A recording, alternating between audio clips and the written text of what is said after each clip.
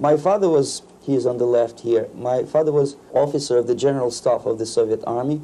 He was inspector of land forces, Soviet troops stationed in countries like Mongolia, Cuba, East European countries.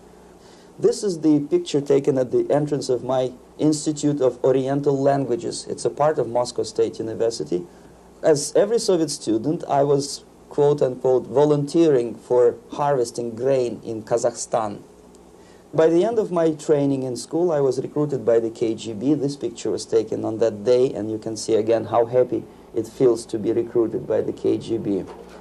Pay special attention to number of bottles on the table. One of my functions was to keep foreign guests permanently intoxicated the moment they land at Moscow airport. In 1967, the KGB attached me to this magazine, Look magazine. A group of 12 people arrived to USSR from United States to cover the 50th anniversary of October Socialist Revolution in my country. From the first page to the last page, it was a package of lies.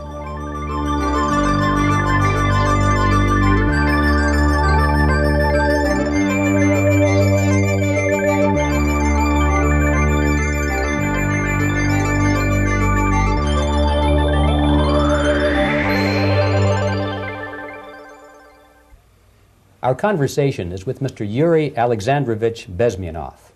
Mr. Bezmenov was born in 1939 in a suburb of Moscow. He was the son of a high-ranking Soviet Army officer. He was educated in the elite schools inside the Soviet Union and became an expert in Indian culture and Indian languages. He had an outstanding career with Novosti, which was the, and still is, I should say, the press arm or the press agency of the Soviet Union. It turns out that this is also a front for the KGB. One of his interesting assignments was to brainwash foreign diplomats when they visited Moscow. And he'll tell us a little bit about how they did this and how they planted information which eventually wound up in the press of the free world. He escaped to the West in 1970 after becoming totally disgusted with the Soviet system, and he did this at great risk to his life. He certainly is one of the world's outstanding experts on the subject of Soviet propaganda and disinformation and active measures. Mr. Bezmenov, I'd like to begin by having you tell us a little bit about some of your childhood memories. Well, the most vivid memory of my childhood was Second World War, or to be more precise, the end of the Second World War, when all of a sudden United States, from a friendly nation, which helped us to defeat Nazism, turned overnight into a deadly enemy. And it was very shocking because all newspapers were trying to present an image of belligerent, aggressive American imperialism. Most of the things that we were taught is that United States is aggressive power, which is just about to invade our beautiful, free socialist country, that American CIA is dropping Colorado beetles on our beautiful potato fields to eliminate our crops, and each schoolboy had a picture of Colorado bug on the back page of his notebook, and we were instructed to go into collective fields to search for those little Colorado bugs. Of course, we couldn't find any, neither we could find many potatoes, and that was explained again by the encroachments of the decadent imperialist power. The anti-American paranoia, hysteria in the Soviet propaganda was to such of such a higher degree that many less skeptical people or less stubborn would really believe that the United States is just about to invade our beautiful motherland, and some secretly hope that it will come true. That's interesting. Yes.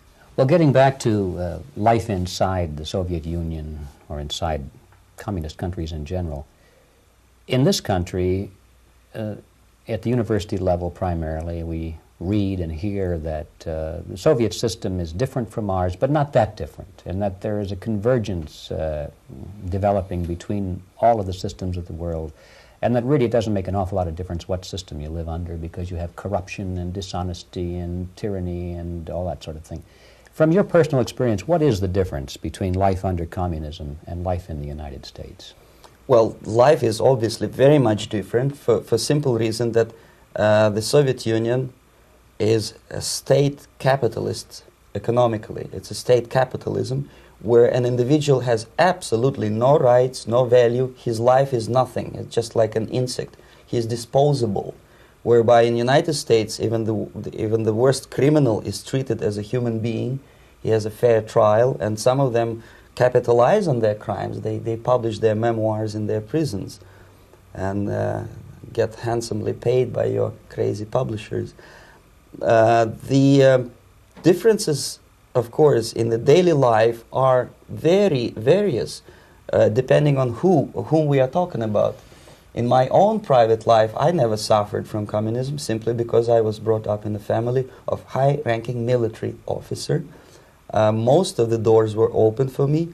Most of my expenses were paid by the government, and I never had any troubles with the authorities or with the police. So, in other words, I would say I enjoyed, or I had good reasons to enjoy, all the advantages of so-called socialist system. Mm-hmm. My main motivations to defect had nothing to do with affluence. It was mainly moral indignation, moral protest, rebellion against the inhuman methods of the Soviet system. Well, specifically, what did you object to? I objected, first of all, against oppression of my own dissidents and intellectuals. And that was the most disgusting thing that I witnessed as a young man, young student, who was brought up a very troublesome period in our history, from Stalin to Khrushchev, from total tyranny and oppression to some kind of liberalization. Second, when I started working for the Soviet embassy in India, to my horror, I discovered that we are millions times more oppressive than any colonial or imperialist power in the history of mankind.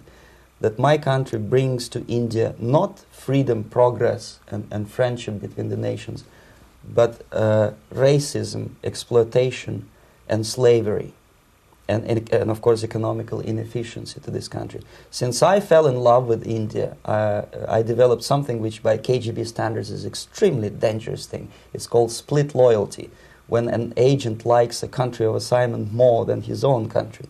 I literally fell in love with this beautiful country, a country of great contrasts, but also great humility, great tolerance, and philosophical and intellectual freedoms. My ancestors used to live in caves and eat raw meat when India was a highly civilized nation 6,000 years ago. So obviously the choice was not to the advantage of my own nation. I decided to defect and to entirely dissociate myself from that brutal regime. Mr. Bezmenov, we've read a lot about the concentration camps and the slave labor camps under the Stalin regime. Now the general impression in America is that those things are part of the past. Are they still going on today, or what is the status? Yes. There is no qualitative change in the Soviet concentration camp system. There are changes in numbers of prisoners. Again, this is unreliable Soviet statistics. We don't know how many political prisoners are there in the Soviet concentration camps. But we sure know from various sources that at each particular time there are close to 25 to 30 million of Soviet citizens who are virtually kept as slaves in forced labor camp system. The size of the population of a country like Canada is serving terms as prisoners. Incredible. So I would say that those intellectuals who try to convince American public that concentration camp system is a thing of a past are either conscientiously misleading public opinion, or they are not very intellectual people. They're selectively blind. They lack intellectual honesty when they say that. Well, we've spoken about the intellectuals in this country and also the intellectuals in the Soviet Union. What about down at the broad mass level? Do the people in general, the working people, the workers in general in the Soviet Union, do they support the system? Do they tolerate it? What is their attitude? Well, average Soviet citizen, if there is such an animal, of course, does not like the system because it hurts, it kills. he may not understand the reasons. He may not have enough information or educational background to understand. But I doubt very much there are many people who are conscientiously supporting the Soviet system. There are not such people in USSR. Even those who have all the reasons to enjoy socialism, people like myself, who were a member of journalistic elite, they also hate the system for different reasons, though. Not because they lack material affluence, but because they are unfree to think, they are in constant fear, duplicity, split personality. And this is the greatest tragedy for my nation. Well, what do you think are the chances of the people actually overcoming their system or replacing it? There is a great possibility that system will sooner or later be destroyed from within. There is a self-destructive mechanism built into any socialist or communist or fascist system, because there is lack of feedback, because the system does not rely upon loyalty of population for supporting the Soviet system. As long as the Soviet junta will keep on receiving credits, money, technology, grain deals, and political recognition from all these traitors of democracy or freedom, there is no hope, there is not much hope for changes in my country, and the system will not collapse by itself simply because it's being nourished by so-called American imperialism. This is the greatest paradox in history of mankind, when capitalist world supports and actively nourishes its own destructor. I think you're trying to tell us something. Oh, in yes. This country. Mm-hmm.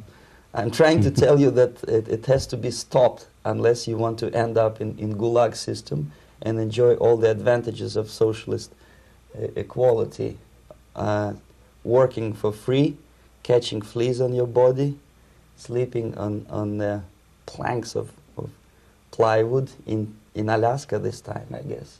Mm-hmm. That's where Americans will belong, unless they will wake up, of course, and force their government to stop aiding Soviet fascism. Mm-hmm. Well, you told us a moment ago why you left the system. I'd like to hear the details of how you did it. It must have been a very dangerous thing.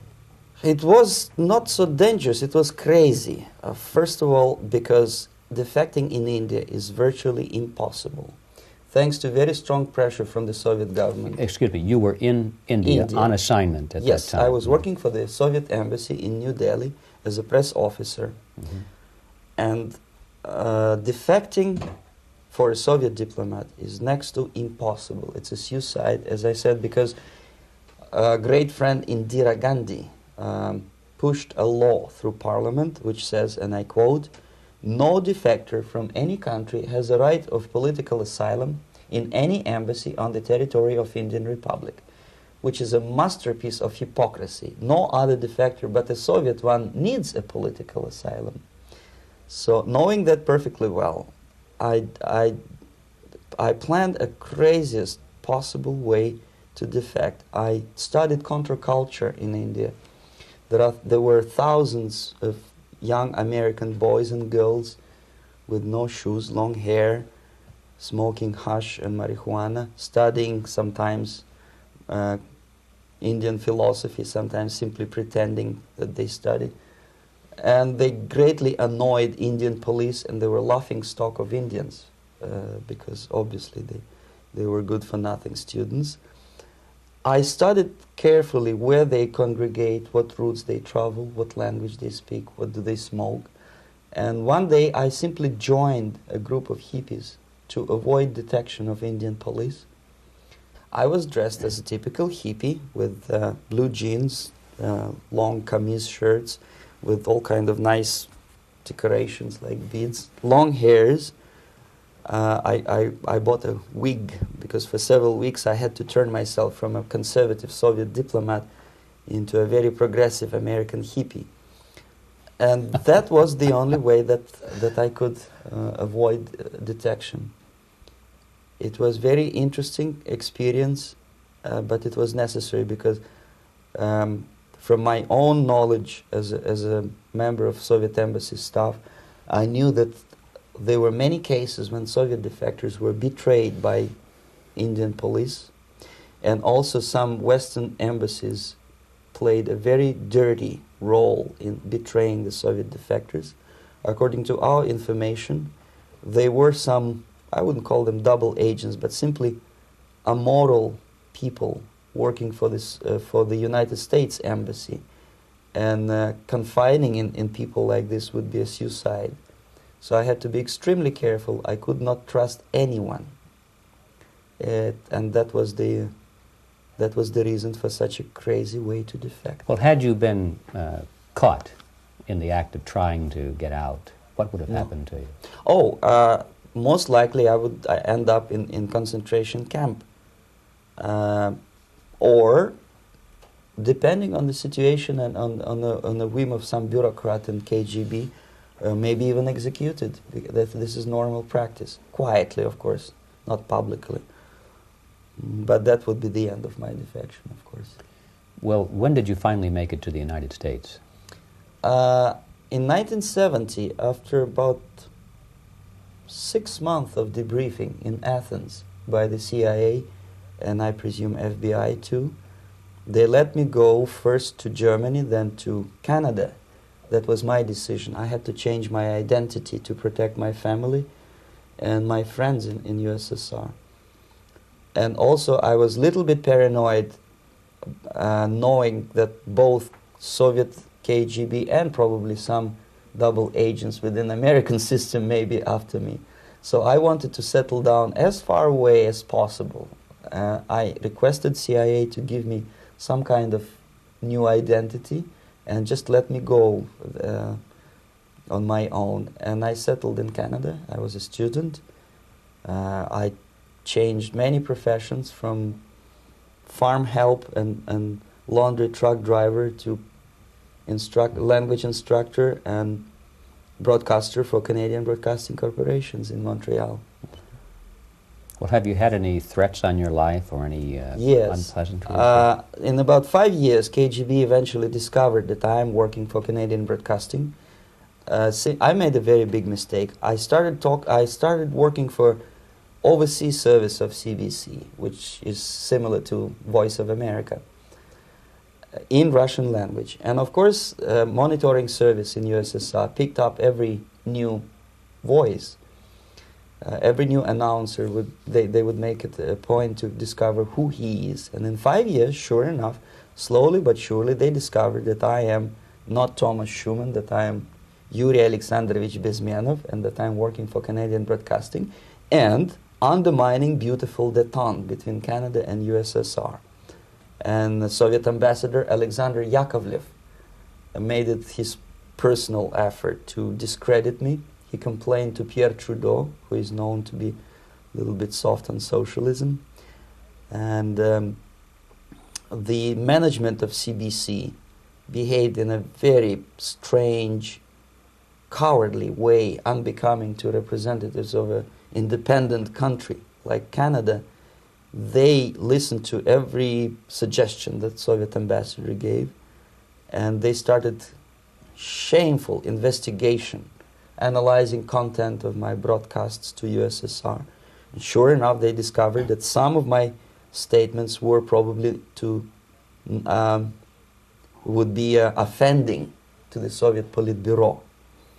So I had to leave my job.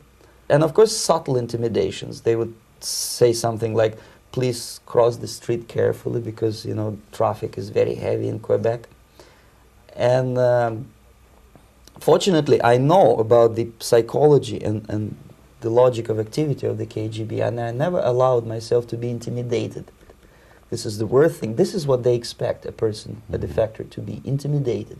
Once they spot that you are scared, they keep on developing that line. Mm-hmm. And then eventually you either have to give up entirely and work for them, or they neutralize you. They would definitely stop all kind of political activity, which they failed to do in my case, because I was stubbornly working for the Canadian Broadcasting. And in response to their intimidations, I said that, look, this is a free country, and I am as free as you are. And I also can drive very fast. And gun control is not yet established in Canada, so I had a couple of good shotguns in my basement. So welcome to visit me someday with your Kalashnikov's machine guns. So obviously it didn't work. Intimidation didn't work. So they tried different approach, as I described. They approached on the highest level, on the level of Canadian bureaucracy. And on that level they were successful. On that level they were successful. On individual level they failed flat. Mr. Bezmenov has brought a series of slides with him that he has taken from the Soviet Union, and I think this is a good time to take a look at the slides. Yes. Now, the viewers will be able to see these slides as we talk about them. Yes, this is a collection of slides which are, some of them are snapshots from my family album, some of them are documents which I smuggled from the Soviet embassy, and some are reproductions from local mass media. I usually show them to establish my credibility as a defector. This is a picture of my native town, Mytishi, about 20 miles north from Moscow. Characteristically, there is a statue of Comrade Lenin in the central square. This is myself at the age of 7, again, characteristically, under the statue of Comrade Stalin, extending his friendly hand to peoples of the world. At that age, of course, I was still idealistically minded young communist, and I still believe that sooner or later things will go for better. But I realized that the system stinks, that something is fishy, and that ideology is fake, and the propaganda about advanced Soviet agriculture simply didn't meet the criteria of reality. If they talk about abundance of food and there is none in the stores, there must be something wrong. My father was, he is on the left here, my father was officer of the General Staff of the Soviet Army. He was inspector of land forces, Soviet troops stationed in countries like Mongolia, Cuba, East European countries. Were he alive today, most likely he would be inspecting Soviet troops in Nicaragua, Angola, and many other parts of the world. Fortunately, he died and he didn't see the disgrace, because deep inside he was a Russian patriot. He didn't like the idea of expanding Soviet military might, especially in the areas where we were not welcomed at all. Unlike many other military officers, he was reporting directly to the Minister of Defense, bypassing KGB and diplomatic service. In other words, he was a trusted military professional. And my impression that this type of people are much less hawkish and adventuristic than party bureaucrats in Kremlin. When American mass media describes Soviet military as potentially dangerous counterpart for Pentagon, I simply laugh, because I know better. I know that the most dangerous part of the Soviet power structures are not military at all. Most likely, if they come to power in my country, they'll be more sensible negotiators for nuclear disarmament and withdrawal of the Soviet troops from many parts of the world. But if someone from the party structure or the KGB structure were to give the orders for a military intervention, they have to obey, they yes, would follow, because they are professional military. But they, you see, the triangle of power and hate in USSR is the party at the top, the party elite, the oligarchy of the party, then the military, and the KGB at the bottom. They hate each other, and the most hated triangle, the most hated corner of the triangle is the Communist Party bureaucrats. They are the most adventuristic, senile megalomaniacs. They can start war, I wouldn't be surprised. Not the military. They know what war is. Yes. At least my father did. This is the picture taken at the entrance of my Institute of Oriental Languages. It's a part of Moscow State University. I graduated in 1963, and now, excuse me, which one were you on? I am on the right. You're on the right. And on the left is my my schoolmate Vadim Smirnov, who later was an apparatchik in the Central Committee of the Soviet Union Communist Party. What is an apparatchik? It's a functionary, something like civil service in British Empire. Someone who is never fired from the service. He stays there internally. He may not be promoted too high, but he's a dependable bureaucrat who will stay forever. I studied not only languages, but also history, literature, even music. I'm on this picture, I'm trying to learn how to play Indian musical instrument. I even tried to look like an Indian when I was second-year student. Not bad, really. Yes, actually it was strongly encouraged by the instructors in my school, because the graduates of my school were later on employed as diplomats, foreign journalists, or spies. As every Soviet student, I was quote-unquote volunteering for harvesting grain in Kazakhstan. This is a biggest agricultural blunder of the Soviet government. But I didn't have much choice, of course, because the communist motto borrowed from the Bible says, "Those who do not work shall not eat." And you can see me eating, therefore I was working, and you can see how happy I was about it. I went through a very extensive physical and military training, including the military games in areas, suburban areas of Moscow. And here, for example, we are on a tour in Arkhangelsk area. And by the end of my training in school, I was recruited by the KGB. This picture was taken on that day, and you can see again how happy it feels to be recruited by the KGB. Our conversation with Yuri Alexandrovich Bezmenov, who is a defector from the Soviet Union, a former propaganda agent for Novosti and the KGB, will continue after this message.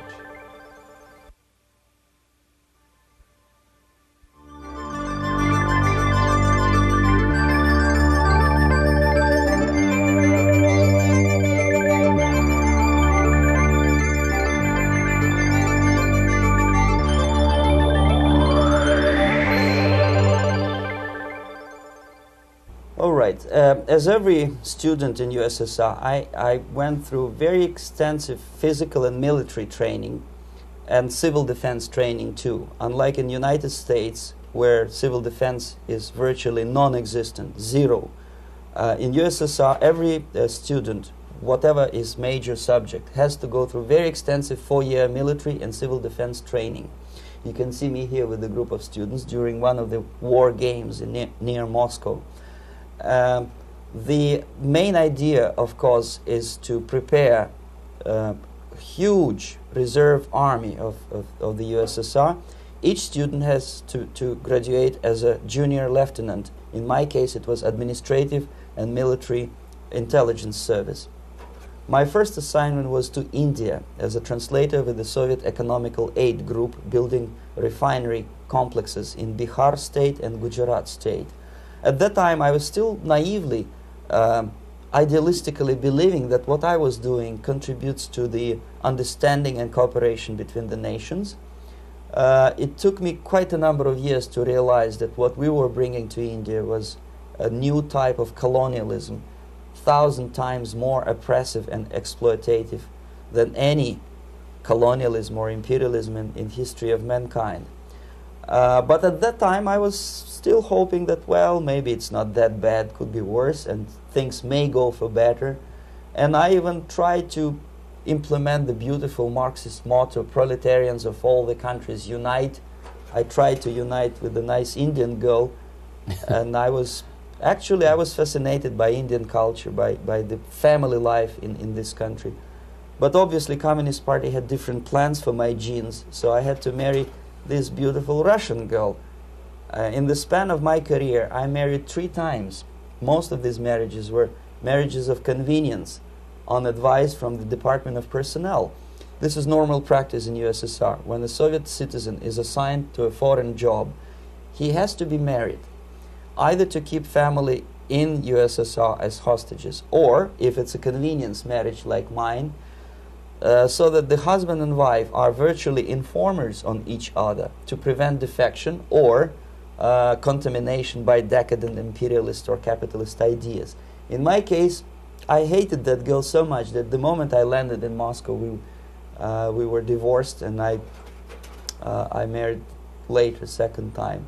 By the end of my first assignment in India, I was promoted to the position of public relation officer. You can see me here translating a speech by a Soviet boss And you're on the right. I'm on the right here, yes. And it was, the occasion was commissioning of the refinery complex in Bihar, Barauni. Back in Moscow, I was immediately recruited by Novosti Press Agency, which is a propaganda and ideological subversion front for the KGB. 75% of the members of the Novosti are commissioned officers of the KGB. The other 25 are, like myself, co-opted agents who are assigned to specific operations. In this particular case, you can see me talking to students of Lumumba Friendship University in Moscow. This is a huge school under the direct control of the KGB and Central Committee, where future leaders of the so-called national liberation movements are being educated and selected carefully. And some of them have absolutely, this, for example, is a group of students from Lumumba. They don't look like students at all. They look more like military, and that's exactly what they were. They were dispatched back to their countries to be leaders of the so-called national liberation movements, or to be translated into normal human language, leaders of international terrorist groups. Another area of activity when I was working for the Novosti was to accompany groups of so-called progressive intellectuals, writers, journalists, publishers, teachers, professors of colleges. You can see me here in Kremlin. I'm second on the left, with a group of Pakistani and Indian intellectuals. Most of them pretended they don't understand that we are actually working on behalf of the Soviet government and the KGB.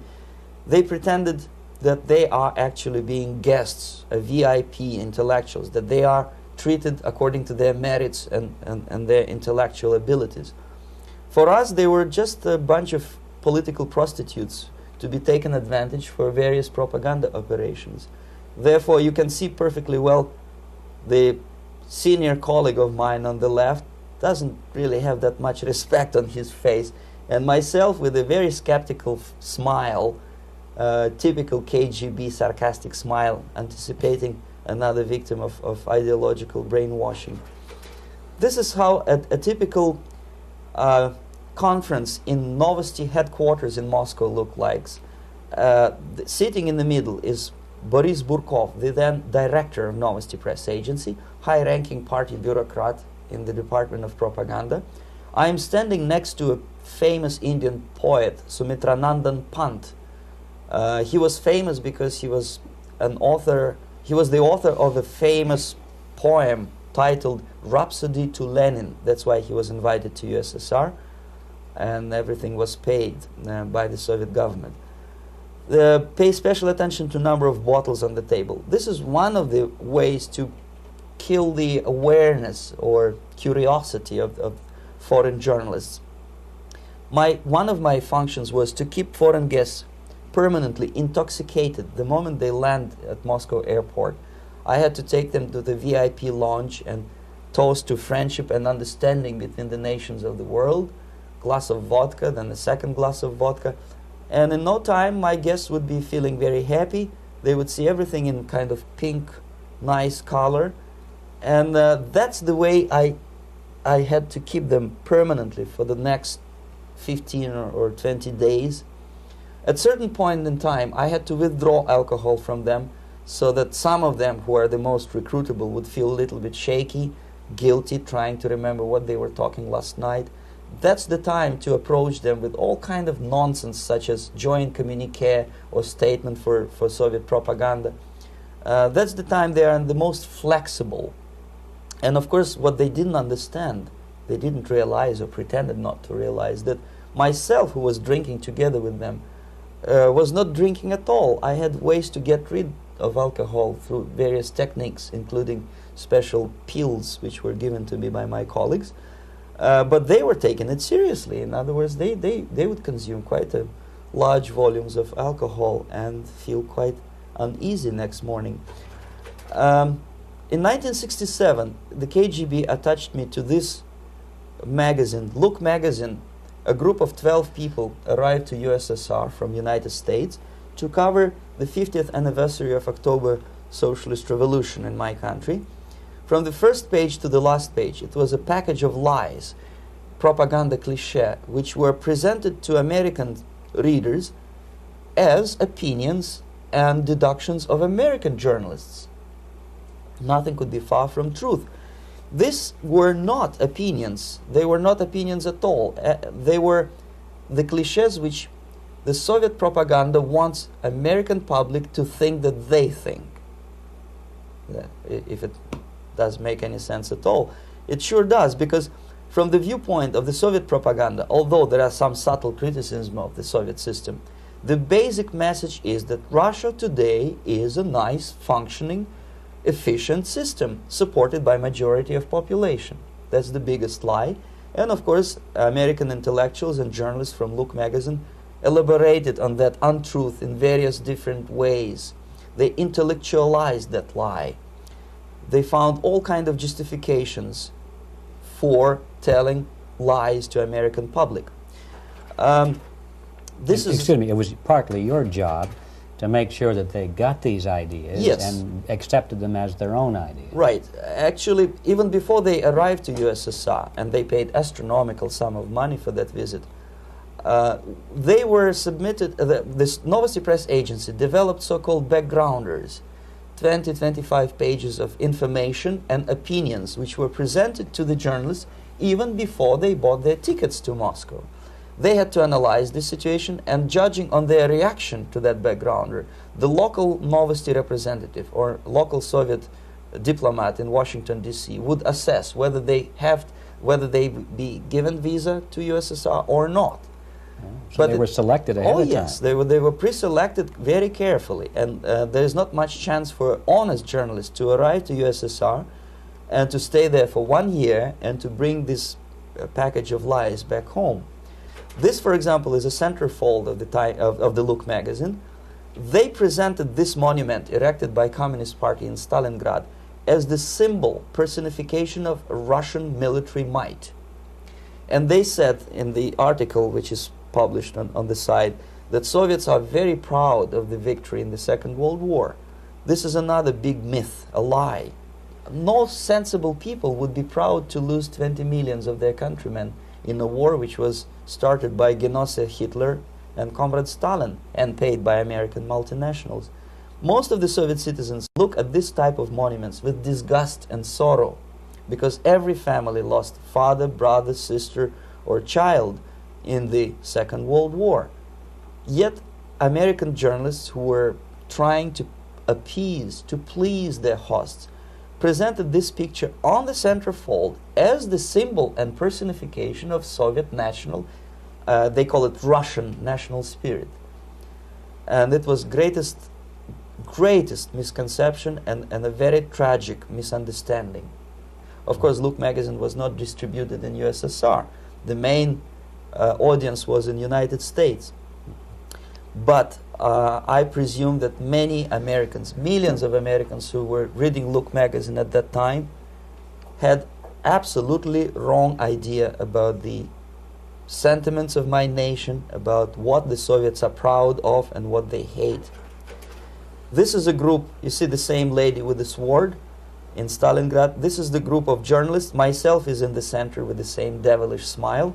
And Mr. Philip Harrington is on the extreme left there with his camera. This is the gentleman which was so deaf or so uninterested in what I had to say to him. This is the same picture, a blow-up of the same picture. Many guests from various countries, in this particular case from Asia and Africa, were taken by me as a Novosti Press agency employee for a tour across Siberia, for example. We would show them typical kindergarten, you see, nothing special by American standards, just nice children sitting, eating their breakfast or lunch. What they could not understand, or they pretended not to understand, that this is an exemplary kindergarten. This is not the kindergarten for average person or average family in USSR. And we maintain that illusion in their minds. You can see myself under the red spot in the middle there, with the same business-like expression.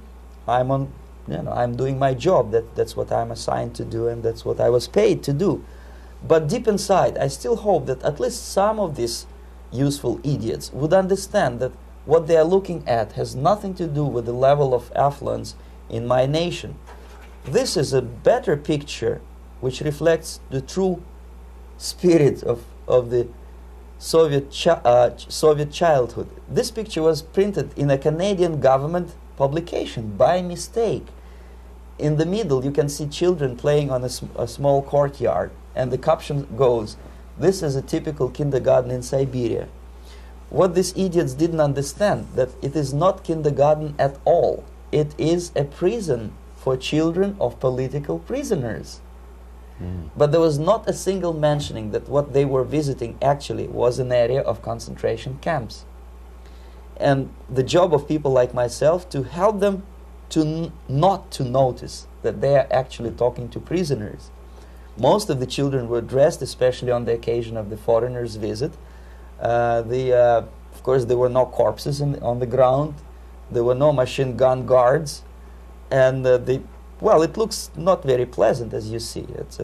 It looks dull, but obviously it does not create an impression that this is actually a prison. Well, did any of the journalists have the curiosity to ask about prisons and that kind of thing? Yes. They were in Siberia. This Yes. is what you associate. Yes, some of them asked questions, and naturally we would give them, for the stupid question, we give them stupid answer. No, there are no prisons in Siberia. No, most of the people who you see are free citizens of USSR. They are very happy to be here, and they are contributing to the glory of the socialist system. Some of them pretended that they believe what I was telling them, and most of them, we may discuss it later, what are the motivations of these people? Why would they stubbornly bring lies to their own population through their own mass media? I have various answers to this. There is not a single explanation. It's a complex of explanations. It's fear, pure biological fear. They understand that they are on the territory of an enemy state, a police state. And just to save their rotten skins and their miserable jobs, their affluence back home, they would prefer to tell a lie than to ask truthful questions and report truthful information. Second, most of these schmucks were afraid to lose their jobs, because obviously if you tell truth about my country, you will not last long as a correspondent of New York Times or Los Angeles Times. They will fire you. What kind of correspondent are you? You obviously cannot find common language with Russians if they kick you out in 24 hours.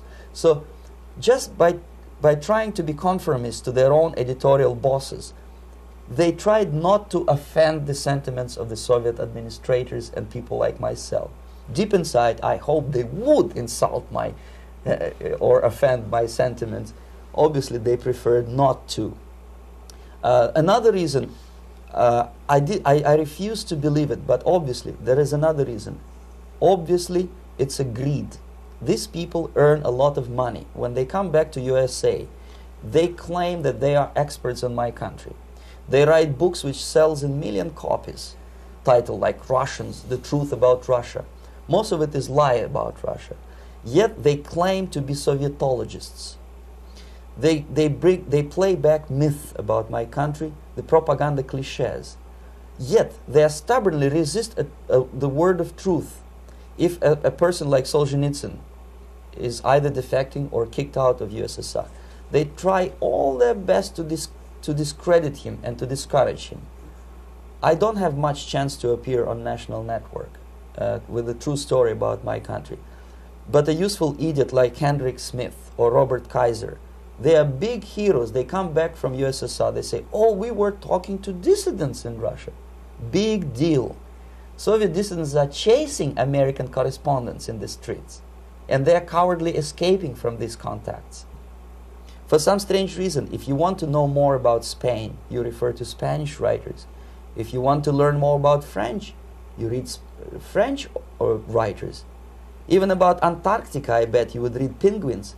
Only about the Soviet Union, for some strange reason, you read Hendricks and Schmendricks and all kind of Kissingers, because they claim that they know more about my country. They know nothing, or next to nothing, or they pretend that they know more than they actually do.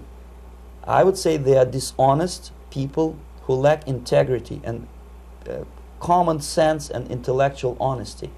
They bring back all kind of stories like that. A kindergarten in Siberia.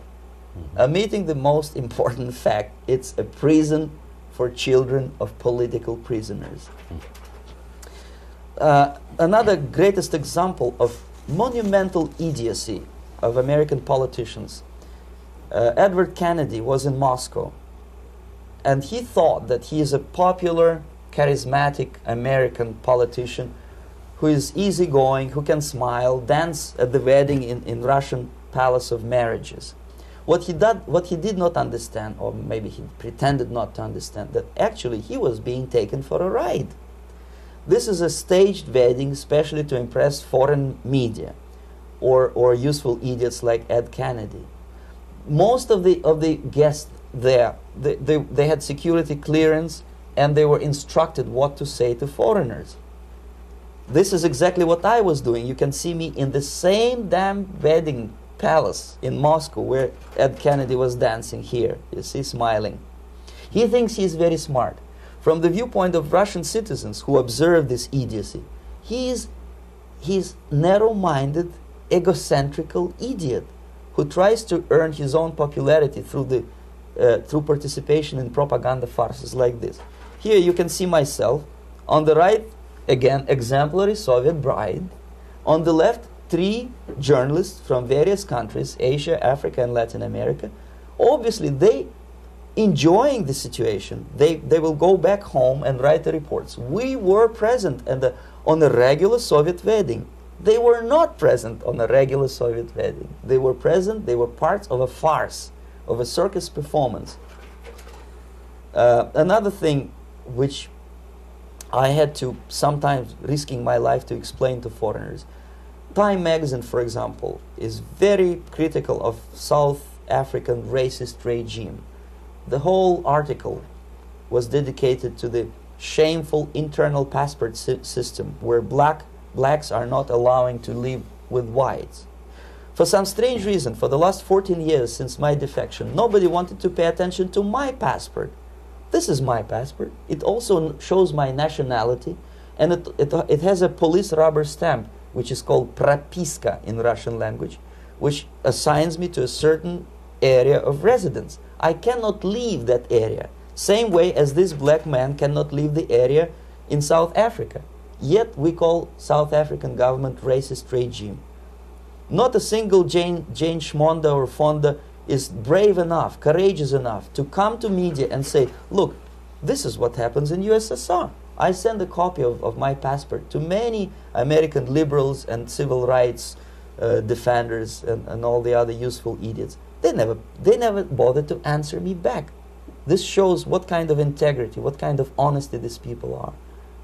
They're a bunch of hypocrites because they don't want to recognize a good example of racism in my country. This is the first stage of befriending a professor. You can see myself on the left with the same James Bond smile. On the right is my KGB supervisor, Comrade Leonid Mitrokhin, and in the middle a professor of political science in Delhi University. The next stage would be to invite him to a gathering of Indo-Soviet Friendship Society. There he is sitting next to his wife before he is being sent to USSR for free trip. Everything is paid by the Soviet government. He was made to believe that he is invited to USSR because he is a talented, sober-thinking intellectual. Absolutely false. He is invited because he is a useful idiot, because he would agree and subscribe to most of the Soviet propaganda cliché. And when he is coming back to his own country, he is going for years and years to teach the beauties of Soviet socialism to newer and newer generations of his students, thus promoting the Soviet propaganda line. The KGB was even curious about this gentleman. It may look innocent. Maharishi Mahesh Yogi, a great spiritual leader, or maybe a great charlatan and crook, depending on from which side you are looking at him. Beatles were trained at his ashram in Hardwar in India how to meditate. Mia Farrow and other useful idiots from Hollywood visited his school, and they returned back to United States absolutely zonked out of their minds with marijuana, hashish, and crazy ideas of meditation. To meditate, in other words, to isolate oneself from the current social and political issues of your own country. To get into your own bubble, to forget about troubles of the world. Obviously, KGB was very fascinated with such a beautiful school, such a brainwashing center for stupid Americans. I was dispatched by the KGB to check what kind of VIP Americans attend this school. That's you on the left. Yes, I'm on the left. I was trying to get enrolled in that school. Unfortunately, the Maharishi Mahesh Yogi asked too much. He wanted $500 American for enrollment. But my function was not actually to get enrolled in the school. My function was to discover what kind of people from the United States attend this school. And we discovered that, yes, there are some influential members of family, public opinion makers of United States, who come back with the crazy stories about Indian philosophy. Indians themselves look upon them as idiots, useful idiots. To say nothing about KGB, who looked at them as extremely naive, misguided people. Obviously, a VIP, say a wife of a congressman, or a prominent Hollywood personality, after being trained in that school, is much more instrumental in the hands of manipulators of public opinion and KGB than a normal person who understands, who looks through this type of fake religious training. Why would they be more susceptible to manipulation? I just mentioned that because, you see, a person who is too much involved in introspective meditation. You see, if you carefully look what Maharishi Mahesh Yogi is teaching to Americans, is that most of the problems, most of the burning issues of today can be solved simply by meditating. Don't rock the boat. Don't get involved. Just sit down, look at your navel, and meditate. And the things, due to some strange logic, due to cosmic vibration, will settle down by themselves. This is exactly what the KGB and Marxist-Leninist propaganda wants from Americans, to distract their opinion, attention, and mental energy from real issues of the United States into a non-issues, into a non-world, non-existent harmony. Obviously, it's more beneficial for the Soviet aggressors to have a bunch of duped Americans than Americans who are self-conscious, healthy, physically fit, and alert to the reality. Maharishi Mahesh Yogi obviously is not on the payroll of the KGB. But whether he knows it or not, he contributes greatly to demoralization of American society. And he's not the only one. There are hundreds of those gurus who come to your country to capitalize on naivete and stupidity of Americans. It's a fashion. It's a fashion to meditate. It's a fashion not to be involved. So obviously, you can see that if KGB were that curious, if they paid my trip to Hardwar, if they assigned me to that strange job, obviously they were very much fascinated. They were convinced that that type of brainwashing is very efficient and instrumental in demoralization of the United States. Our conversation with Yuri Alexandrovich Bezmenov, who is a defector from the Soviet Union, a former propaganda agent for Novosti and the KGB, will continue after this message.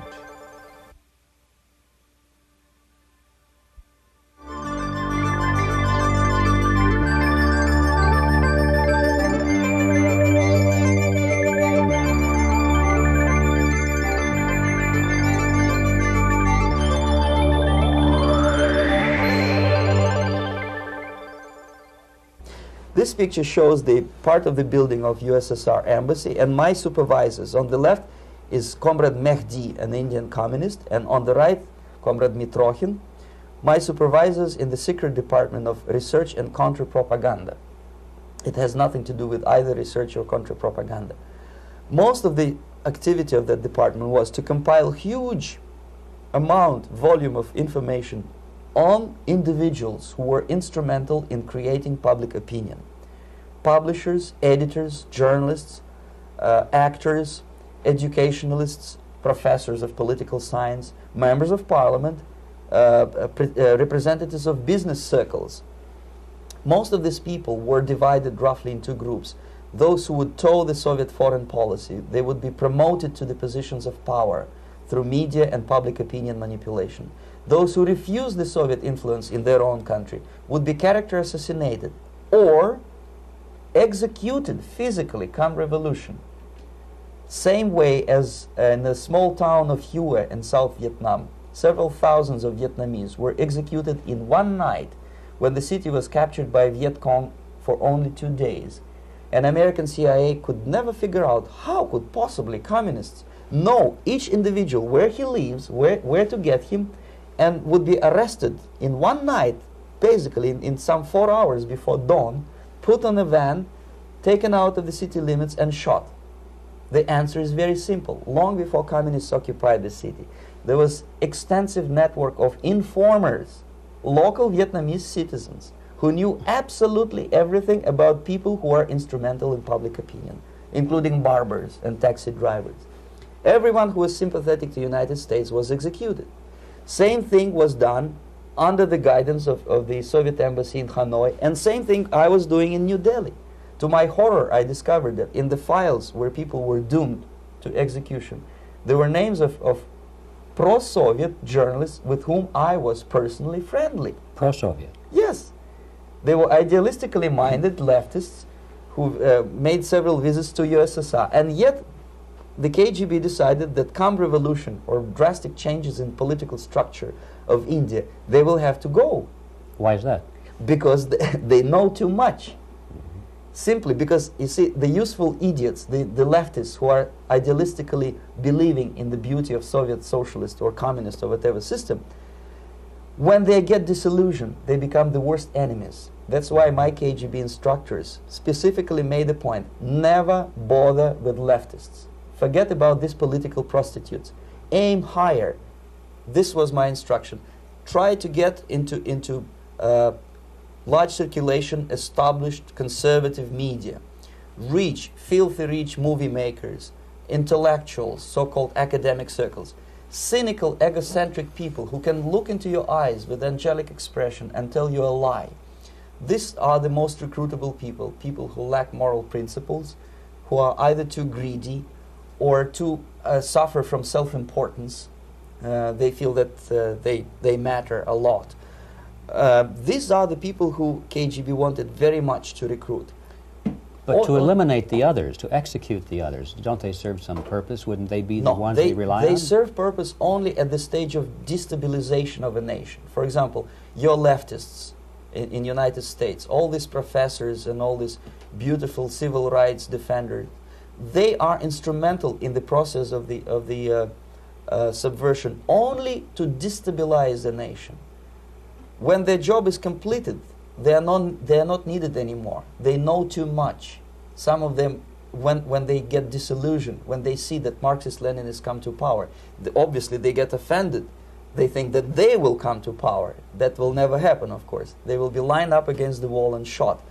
But they may turn into the most bitter enemies of Marxist-Leninists when they come to power. And that's what happened in Nicaragua. You remember most of these former Marxist-Leninists were either put to prison or one of them split, and now he's working against Sandinistas. It happened in Grenada when Maurice Bishop was already a Marxist. He was executed by a new Marxist who was more Marxist than this Marxist.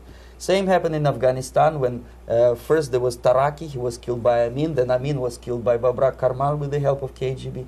Same happened in Bangladesh when Mujibur Rahman, very pro-Soviet leftist, was assassinated by his own Marxist-Leninist military comrades. It's the same pattern everywhere. The moment they serve their purpose, all the useful idiots are either be executed entirely, all the idealistically minded Marxists, or exiled or put in prisons, like in Cuba. Many former Marxists are in Cuba, in prison.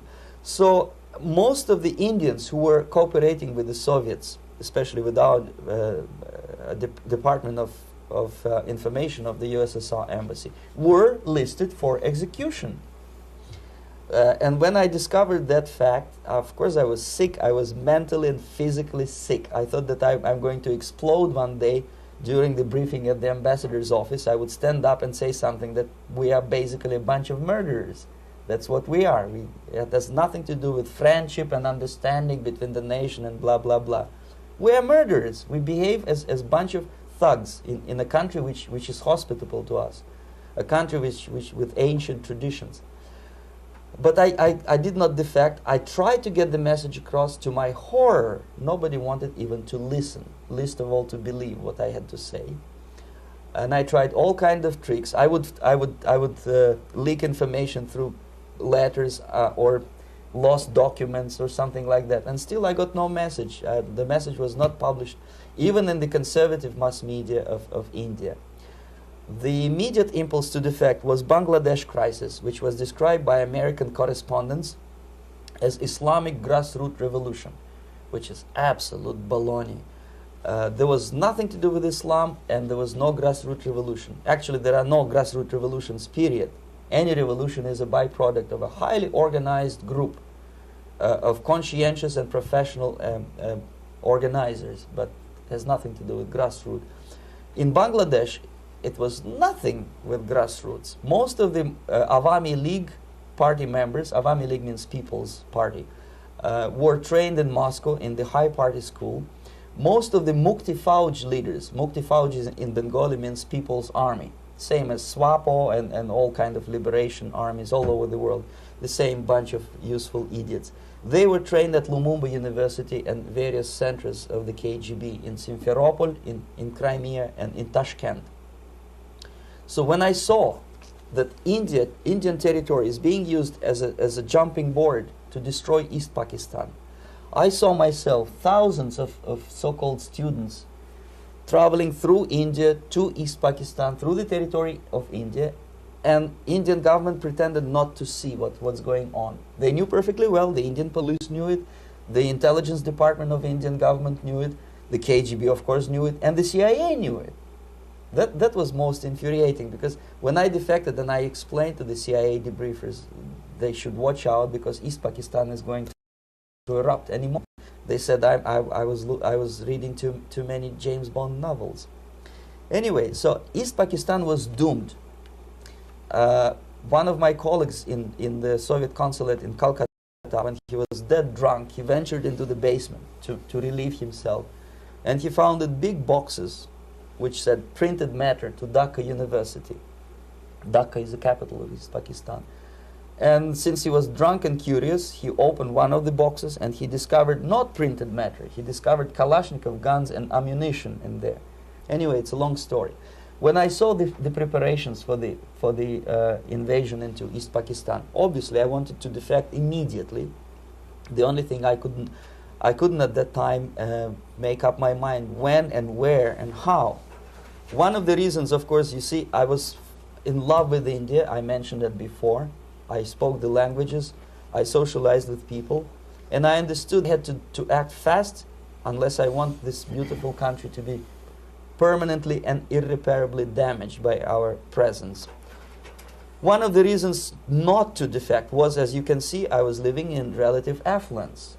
Who the hell in a normal mind would defect and do what? To be abused by your media, to be called McCarthyist and fascist and paranoid, or to drive a taxi in New York City? What for? What the hell for should I defect? To be abused by Americans, to be insulted in exchange for my effort to bring the truthful information about impending danger of subversion.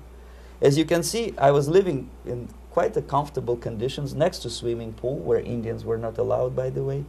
I was highly paid expert in propaganda. I had my family. I was respected by my nation. My career was cloudless. The third reason, how to defect with the family. To defect with the baby and the wife would be virtual suicide, because according to law, that hypocritical law which I quoted before, the Indian police will have to hand me over back to the KGB, and that will be the end of my defection and probably my life. Again, I cannot smuggle my wife because she was not quite sure what I was doing.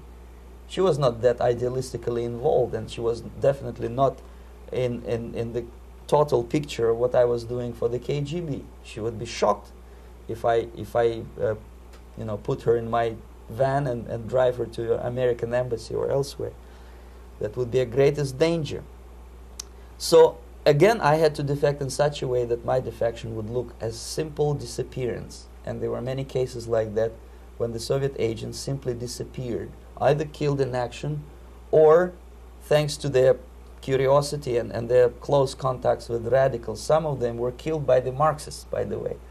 It happened in many African countries when the Soviet KGB were killed by Africans themselves. Not because they hated Marxism-Leninism, but because they were simply trigger-happy bunch of unruly characters. If you give them a machine gun, they will shoot. And some of the Soviets obviously were not careful enough to protect themselves, and they got into embarrassing situations when they were shot at the crossfire between factions of so-called liberation movements. Anyway, so I decided, as I said, to study the counterculture. I decided this probably would be the best way to disappear. I socialized with characters like this. On the left, you see, he's a barefoot American hippie. It took me quite a long time to study exactly what they were doing and how to mix with them. But eventually I did it. Most of Indian newspapers carried my picture and promise of 2,000 rupees for information about my whereabouts. But they were looking for the wrong person, because they obviously tried to stop a young Soviet diplomat in white shirt and tie, and this is how I looked at the time of defection. Nobody could possibly think that a Soviet diplomat would be as crazy as to join a bunch of hippies. That's you.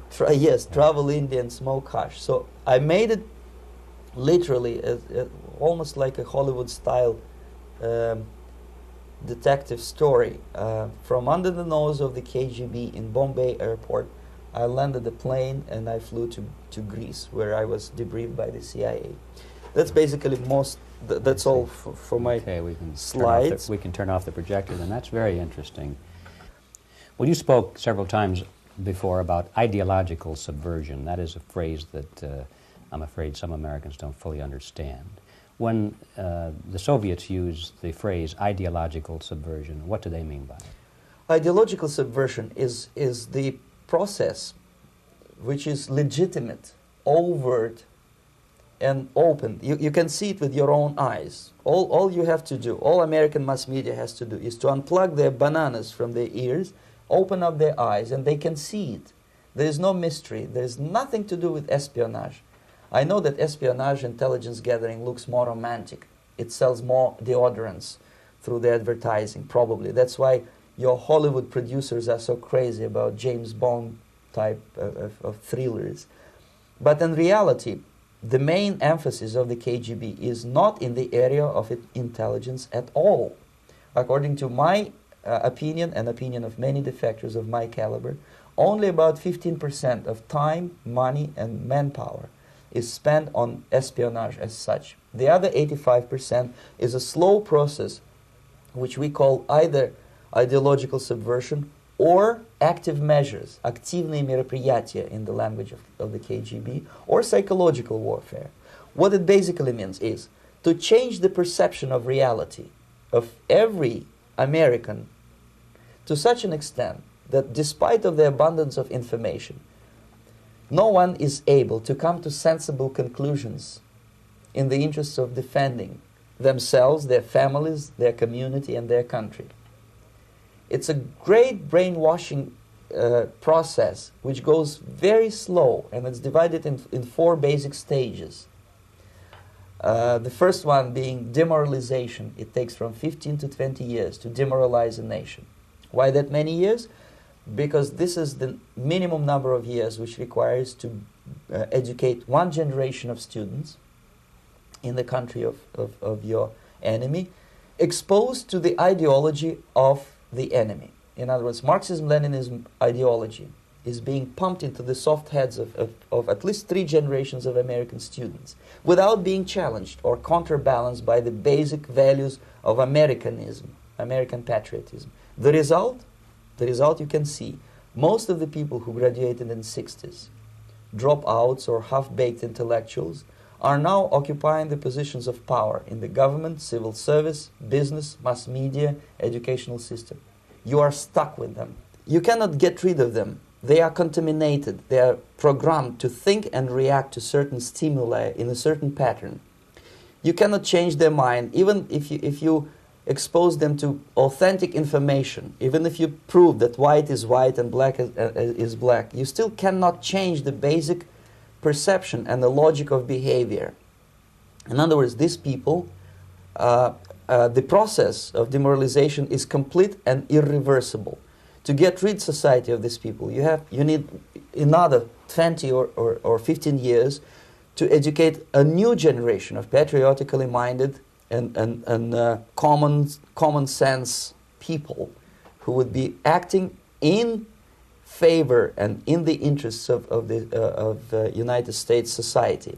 And yet these people who've been programmed and, as you say, in place and Yes. who are favorable to an opening with the Soviet concept, these are the very people who would be marked for extermination in this country? Most of them, yes. Simply because the psychological shock when they will see in future what the beautiful society of equality and social justice means in practice, obviously they will revolt. They will be very unhappy, frustrated people. And the Marxist-Leninist regime does not tolerate these people. Obviously they will join the links of dissenters, dissidents. Yes. Unlike in present United States, there will be no cockroaches. Nobody is going to pay them nothing for their beautiful, noble ideas of equality. This they don't understand, and it will be greatest shock for them, of course.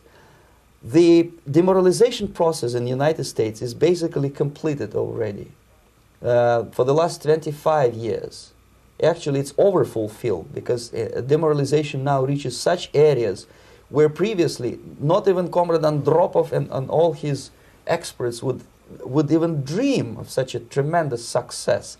Most of it is done by Americans to Americans, thanks to lack of moral standards. As I mentioned before, exposure to true information does not matter anymore. A person who was demoralized is unable to assess true information. The facts tell nothing to him. Even if I shower him with information, with authentic proof, with documents, with pictures, even if I take him by force to the Soviet Union and show him concentration camp, he will refuse to believe it until he is going to receive a kick in his fat bottom.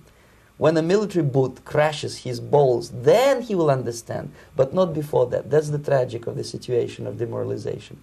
So basically America is stuck with demoralization, and unless, even if you start right now, here, this minute, you start educating new generation of Americans, it will still take you 15 to 20 years to turn the tide of ideological perception of reality back to normalcy and patriotism. The next stage is destabilization. This time, subverter does not care about your ideas and the patterns of your consumption. Whether you eat junk food and get fat and flabby, doesn't matter anymore. This time, and it takes only from 2 to 5 years to destabilize a nation, what matters is essentials: economy, foreign relations, defense systems. And you can see it quite clearly that in some areas, in such sensitive areas as defense and economy, the influence of Marxist-Leninist ideas in the United States is absolutely fantastic. I could never believe it 14 years ago when I landed in this part of the world that the process will go that fast. The next stage, of course, is crisis. It may take only up to 6 weeks to bring a country to the verge of crisis. You can see it in Central America now. And after crisis, with a violent change of power, structure, and economy, you have so-called the period of normalization. It may last indefinitely. Normalization is a cynical expression borrowed from Soviet propaganda. When the Soviet tanks moved into Czechoslovakia in '68, Comrade Brezhnev said, "Now the situation in brotherly Czechoslovakia is normalized." This is what will happen in the United States if you allow all these schmucks to bring the country to crisis, to promise people all kind of goodies and the paradise on earth, to destabilize your economy, to eliminate the principle of free market competition, and to put a big brother government in Washington, D.C., with the benevolent dictators like Walter Mondale, who will promise lots of things, never mind whether the promises are fulfillable or not. He will go to Moscow to kiss the bottoms of new generation of Soviet assassins. Never mind. He will create false illusions that the situation is under control. Situation is not under control. Situation is disgustingly out of control. Most of the American politicians, media, and educational system trains another generation of people who think they are living at a peacetime. False.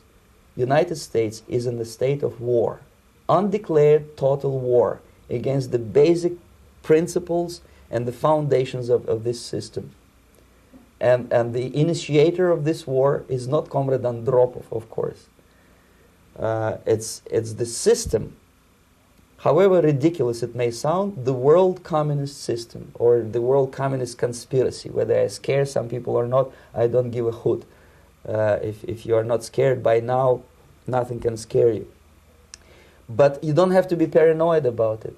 What actually happens now, that unlike myself, you have literally several years to live on unless the United States wake up.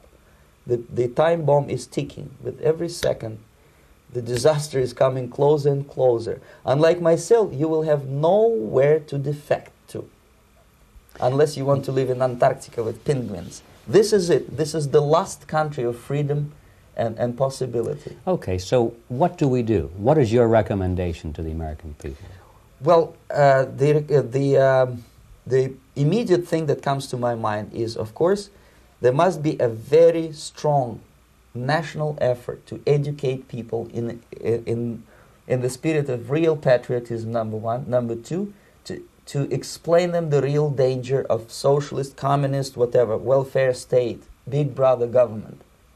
If people will fail to grasp the impending danger of that development, nothing ever can help United States. You may kiss goodbye to your freedom, including freedoms to homosexuals, to prison inmate. All this freedom will vanish, evaporate in 5 seconds, including your precious lives.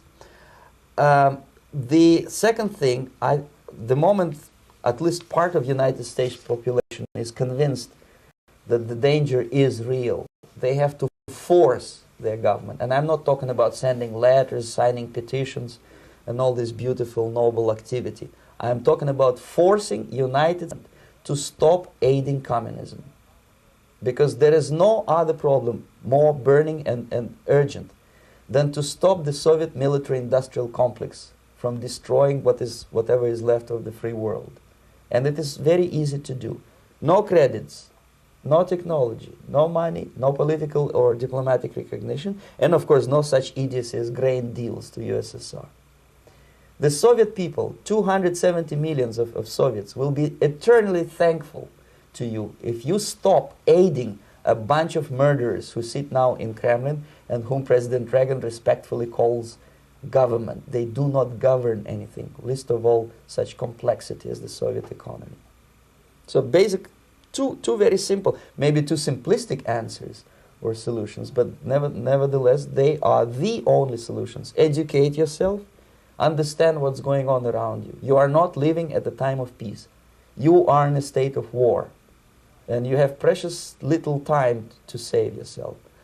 You don't have much time, especially if you are talking about young generation. There's not much time left for convulsions and sexual masturbation to the beautiful disco music. Very soon it will go, just overnight. If we are talking about capitalists or wealthy businessmen, I think they are selling the rope on which they will hang very soon. If they don't stop, if they cannot curb their unsettled desire for profit, and if they keep on trading with the monster of the Soviet communism, they are going to hang very soon. And they will pray to be killed, but unfortunately they will be sent to Alaska probably to manage industry of slaves. It's simplistic. I know it sounds unpleasant. I know Americans don't like to listen to things which are unpleasant. But I have defected not to tell you the stories about such idiocy as microfilm, James Bond type espionage this is garbage. You don't need any espionage anymore. I have come to talk about survival. It's a question of survival of this system. You may ask me, what is it in for me? Survival, obviously, because unlike, as I said, I am now in your boat. If we sing together, we'll sing beautifully together. There is no other place on this planet to defect to.